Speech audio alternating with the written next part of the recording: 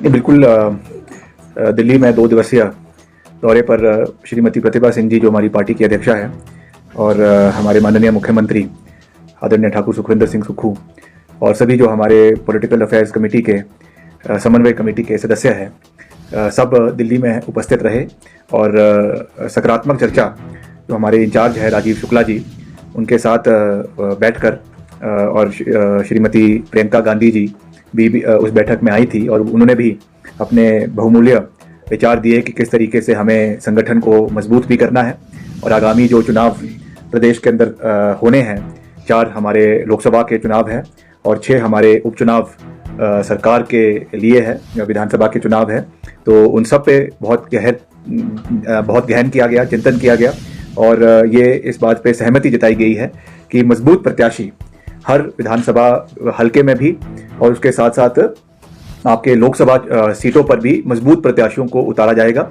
और मुझे लगता है कि उस पर जितने भी नाम हर इलाके से जो प्रोबेबल कैंडिडेट्स हैं उनका डिस्कशन भी हुआ है, सबके प्रोज को, सबके कॉन्स को, क्या वो उनके स्ट्रेंथ्स है, क्या उनकी वीकनेसेस है, उस चीज़ पर चर्चा हुई है और जो उसकी जो प्रीलिमिनरी बैठक है उसके बाद इस मुद्दे को अब स्क्रीनिंग कमेटी में भेजा गया है और स्क्रीनिंग कमेटी के बाद अब इस विषय को आगे जो है हमारी जो हाईएस्ट बॉडी है CEC वहाँ पर भेजा जाएगा और मुझे 13 तारीख को इस बैठक को रखा गया है। तो इसमें बिल्कुल मुझे लगता है कि क्लियर है कि 13 तारीख को सारी सीटों का परिणाम जो है वो आपके जो कैंडिडेट्स का परिणाम है वो उसकी घोषणा कांग्रेस पार्टी द्वारा कर दी जाएगी। आपके नाम की भी चर्चा है कि आप भी मंडी से चुनाव लड़ सकते हैं, किस तरह की चर्चा हुई है, यदि हुई है तो क्या आप तैयार हैं चुनाव लड़ने? नहीं, देखिए ऐसा है कि मैं पार्टी का एक कर्मठ सिपाही हूँ और हम जो भी है वो कांग्रेस पार्टी की वजह से है, इसलिए आज ही नहीं, मैंने तो आपको याद होगा कि आज से करीबन 6-7 महीने पहले भी कई इंटरेक्शंस में ये बात कही थी कि मैं कभी भी किसी भी आदेश से और किसी भी चुनौती से कभी पीछे हटने वालों में से नहीं हूँ। जो भी पार्टी का आदेश है, जो भी पार्टी का वो है, उसको हमने हमेशा आगे रखा है, चाहे वो यूथ कांग्रेस की बात हो। यूथ कांग्रेस का अध्यक्ष मैं इलेक्टेड रूप से आया और मैं प्रदेश का 5 साल युवा कांग्रेस का अध्यक्ष रहा। उसके बाद पार्टी ने मुझे शिमला ग्रामीण से टिकट दिया, मैंने वहां से चुनाव लड़ा, विपक्ष में रहते हुए अपनी भूमिका को पूरी मजबूती से अदा करने का हर संभव प्रयास किया और विपक्ष में रहते हुए भी मैंने करीबन 100 करोड़ के विकास कार्य अपने विधानसभा में उस समय की तत्कालीन सरकार के साथ तालमेल बनाकर अपने निर्वाचन क्षेत्र में किए। वर्तमान में मुझे फिर से शिमला ग्रामीण से उससे 4 गुना मार्जिन के साथ जीत कर वापस भेजा और मुझे पार्टी ने जो जिम्मेवारी सरकार के माध्यम से दी है उसका भी हमने पूरी गहनता के साथ और पूरी जिम्मेवारी के साथ उसका निर्वहन करने का प्रयास एज लोक निर्माण मंत्री और शहरी विकास मंत्री के रूप में मैंने अपनी सेवाएं देने का पूरा प्रयास किया। आपने खुद देखा आपदा के समय में किस तरीके से हमने अपनी भूमिका को पूरे प्रदेश के अंदर सबके आशीर्वाद के साथ, मुख्यमंत्री जी के सहयोग के साथ आगे बढ़ाया। आपदा के समय में, रिकॉर्ड समय में सारी सड़कों को प्रदेश के अंदर खोलने का काम हमने किया। जहां पे एक समय में 4500 सड़कें बंद पड़ी थी, उसको रिकॉर्ड समय के अंदर खोला, रिकॉर्ड समय के अंदर ब्रिजेस को बनाया और केंद्र से भी तालमेल के साथ सहयोग लाया। 3000 करोड़ रुपए मैं केवल अपने विभाग के लिए लाने में हम सफल हुए, उसमें केंद्रीय मंत्रियों का भी हमने सहयोग लिया, अच्छा तालमेल उनके साथ बनाया। और अभी हाल ही में आपने देखा कि हमने फिर से, जब नितिन गडकरी जी हिमाचल आए थे तो उन्होंने हमारे विशेष आग्रह पे 150 करोड़ रुपए हिमाचल को सड़कों के नवीनीकरण के लिए जो है वो दिए है। तो मैंने तो हमेशा एक सकारात्मक भूमिका हर रोल में निभाने का कोशिश की है, चाहे वो विधायक है, चाहे वो मंत्री है, चाहे वो संगठन का पदाधिकारी है। तो आगे भी जो भी जिम्मेवारी पार्टी हमें देती है वो मैं उसको जो है पूरी मजबूती से निभाने का प्रयास करूंगा। अभी वर्तमान में मुझे वहां का इंचार्ज भी बनाया गया है मंडी पार्लियामेंट का, मैं वहां पे गया भी था और वहां के जो मुद्दे हैं, खास करके वैसे तो मैं हिमाचल के मुद्दों से अच्छे तरीके से वाकिफ हूं, मगर क्योंकि मंडी संसदीय क्षेत्र एक ऐसा इलाका है जो जहां पर हमारे परिवार ने, श्री वीरभद्र सिंह जी ने 4 बार वहां से चुनाव लड़ा, जिसमें से 3 बार वो वहां से विजय उन्होंने प्राप्ति करी। 1968 से लेकर लगातार उन्होंने वहां से चुनाव लड़ा और विजय प्राप्त किया। एक बारी जब इमरजेंसी के दौर में वो वहां से चुनाव नहीं जीत पाए थे क्योंकि उस समय पूरे कांग्रेस पार्टी का अच्छा प्रदर्शन नहीं रहा था, मगर उसके बाद फिर से वो वहां से केंद्रीय मंत्री बने और इस्पात मंत्री बने और उस समय उन्होंने उस इलाके के विकास में बहुत योगदान दिया।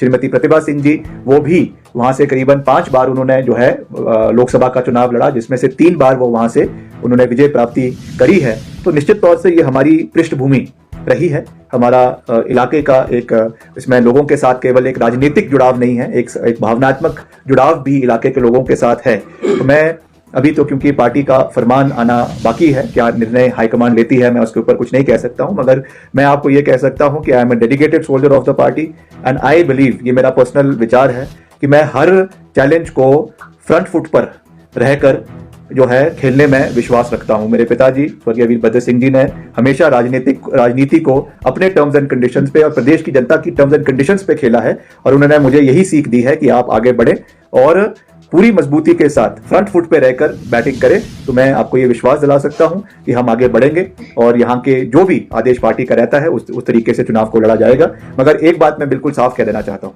कि अभी जो चुनाव का एक माहौल पूरे प्रदेश के अंदर भी और खास करके मंडी संसदीय क्षेत्र में जो विपक्ष के प्रतिद्वंदी है, जो हमारी प्रतिद्वंदी है, जो वहां से भाजपा की पार्टिसिपेंट है, जिस तरीके का एक माहौल बनाने का कोशिश किया जा रहा है और जिन बातों को, जिनका हिमाचल के लोगों के साथ कोई सरोकार नहीं है, उन बातों को जबरदस्ती उठाया जा रहा है, मैं समझता हूं कि ये दुर्भाग्यपूर्ण है। बातें होनी चाहिए तथ्यों के ऊपर, बातें होनी चाहिए प्रदेश में रोजगार, प्रदेश में सड़कों का निर्माण, प्रदेश में IITs, प्रदेश में IIMs, प्रदेश में हॉस्पिटल्स, प्रदेश में क्या आप नई विजन के साथ प्रदेश के अंदर आना चाहते हैं, इन चीजों के ऊपर बात होनी चाहिए। पर मुझे दुख है ये बात कहते हुए कि जो वहां से अभी भाजपा की प्रत्याशी है वो केवल और केवल अपना एक हिमाचलियत के नाम पर या उस इलाके की बेटी होने के नाम पर जो है वोट मांगने का या लोगों का समर्थन प्राप्त करने का कोशिश की जा रही है। मैं उनका बहुत मान सम्मान करता हूं। मैं हर मन से ये कह रहा हूं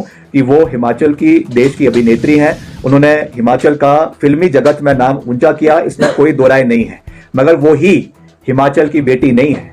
हिमाचल के 70 लाख आवाम में करीबन 15 से 20 लाख बेटियां और भी हिमाचल प्रदेश के अंदर हैं, जिन्होंने हिमाचल का नाम, चाहे वो फिल्मी जगत में है, चाहे वो माउंटेनियर्स है, चाहे वो एडवोकेट्स है, चाहे वो क्रिकेटर्स है, चाहे वो और किसी जगत में है, बहुत सी बेटियों ने हिमाचल का नाम जो है वो राष्ट्रीय स्तर पे रोशन किया है। मेरी बड़ी बहन खुद जो एक हिमाचल से निकलकर जो है chief justice of Manipur high court बनी और उसके बाद जो है वो लोकपाल में सदस्य के रूप से वहां से रिटायर हुई है, ऐसे अनेकों एग्जाम्पल्स प्रदेश के अंदर है। तो केवल उसको एक ही व्यक्ति तक कॉन्सेंट्रेट करना, मैं समझता हूं कि वो हिमाचल की बेटियों का अनदेखी है।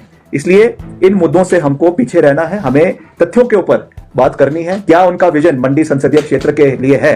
क्योंकि जब हम चुनाव में उतरेंगे तो मैं आपको ये बात बिल्कुल साफ कह देना चाहता हूं कि मैं मान सम्मान बेशक करता हूं और पूरा करूंगा, मगर जहां तक मुद्दे होंगे, जहां तक उस क्षेत्र की विकासात्मक बातें होगी और जो आपदा के समय में रोल उन लोगों का रहा है, उसके बारे में प्रश्न पूछे भी जाएंगे और उसकी जवाबदेही तय करी जाएगी। ये बात मैं बिल्कुल साफ शब्दों में कहना चाहता हूं। इसलिए मैं यही निवेदन उनसे ये करूंगा कि व्यक्तिगत इश्यूज को छोड़कर जो लोगों के मुद्दे हैं, जो प्रदेश हित के मुद्दे हैं, मंडी संसदीय क्षेत्र के लोगों के मुद्दे हैं, उनको आप प्राथमिकता दें और हम भी देंगे। ये हिमाचल प्रदेश के लिए भी और उस संसदीय क्षेत्र के लोगों के लिए भी मैं समझता हूं कि एक अच्छी बात रहेगी। एक जाना माना दे रहा है सर और आप युवा दे रहा है, यही वजह है कि आपको जो है मंडी से प्रत्याशी नारी कांग्रेस में। देखिए, अभी मैंने कहा है कि अभी इस पे कोई औपचारिक तरीके से घोषणा नहीं हुई है, तो let's see what the party high command has to say. Ultimately I have already said what they will say, उसको हम मानेंगे। मगर निश्चित तौर से कंगना रनौत जी एक अच्छी अभिनेत्री है, उसमें कोई दो राय नहीं है, मगर we should also not forget that she is also the queen of controversies. जो उन्होंने बातें राष्ट्र में और देश में समय समय पर करी है, अगर वो सोच रही हैं कि वो मुद्दे चुनावों में उठेंगे नहीं, तो उनको जय श्री राम। मगर ये मुद्दे उठेंगे भी और इसका जवाब उनको देना पड़ेगा हिमाचल प्रदेश की जनता को, ये मैं जो है मैं कह सकता हूँ। एक ट्वीट आया उनका, उसमें उन्होंने कहा है कि उन्होंने कभी गौमांस नहीं खाया, कांग्रेस नेता उनको बदनाम करने में लगे, इस तरह का ट्वीट आया है। पिछले कल नेता प्रतिपक्ष कह रहे थे कि हम अपनी बात से पलट जाते हैं। मैं विक्रमादित्य सिंह ये कह सकता हूं कि उनको तो राम मंदिर का निमंत्रण भी नहीं था। मेरे को निमंत्रण भी मिला और मैं हर चीज के मद्देनजर रखते हुए 22 मार्च को राम मंदिर पहुंचा भी। जो बात मैंने कही थी उसको मैंने पूरा कर दिखाया है। इसलिए मुझे जयराम जी से कोई सर्टिफिकेट लेने की आवश्यकता पहली बात तो है नहीं। और जयराम जी ने अपने मुख्यमंत्री कार्यकाल में कितने फैसले लिए और कितने फैसलों पर रात को पलट गए, अगर इसकी सूची में आज यहाँ पे बोलना शुरू कर दूं तो रात हो जाएगी। कोरोना काल में रोज सुबह कोई फैसले लेते थे, शाम को उस फैसलों से पलट जाते थे। अधिकारियों के फैसले लेते थे, उन अधिकारियों के फैसलों से पलट जाते थे। अगर हम बोलने पर आ गए तो जयराम जी को अच्छा नहीं लगेगा। इसलिए मेरा उनसे भी निवेदन रहेगा कि आप अपने कार्यकाल की बात करें, अपनी उपलब्धियों की बात करें, व्यक्तिगत टीका टिप्पणी से बचें। बाकी वो बुद्धिजीवी है, वो जानते हैं क्या बोलना है क्या नहीं बोलना है। मैं उनको सिखाने वाला कोई नहीं होता हूं, मगर मैं ये कह सकता हूं कि जो मुद्दे होंगे वो हिमाचल के हितों के मुद्दे होंगे। सर, कंगना रनौत ने कहा है, ट्वीट किया है कि बीफ उन्होंने कभी नहीं खाया। कांग्रेस नेता भ्रामक प्रचार कर रहे हैं उनके बारे में। देखिए, वो सबसे बड़ी हिंदू ये तो ऑन रिकॉर्ड है। ऑन रिकॉर्ड उन्होंने ये बातें इंटरव्यूज में कही है। कई इंटरव्यूज उन्होंने बॉलीवुड में बड़े बड़े फिल्म स्टार्स को दिए हैं। कई उन्होंने टॉक शोज करे हैं जहां पे उन्होंने खुद स्वीकारा है। और आज अगर वो उस बात से मुकर रही हैं तो मैं उस पर क्या कह सकता हूं। मगर फिर भी मैं उनको यही कह सकता हूं कि प्रभु राम उनको जो है सद्बुद्धि दे। हिमाचल आई हैं, देवभूमि में आई हैं, तो यहाँ से पवित्र होकर वापस बॉलीवुड में जाएं। और चुनाव तो वो जीतने वाली है नहीं, ये तो मैं साफ शब्दों में कह रहा हूँ, क्योंकि चुनाव जो है वो हिमाचल के नाम पे लड़ा जाएगा, हिमाचलियत पे नाम लड़ा जाएगा। और उनको हिमाचलियत का A, B और C नहीं आता है, ये मुझे अच्छी तरीके से पता है और हिमाचल की जनता को भी पता है।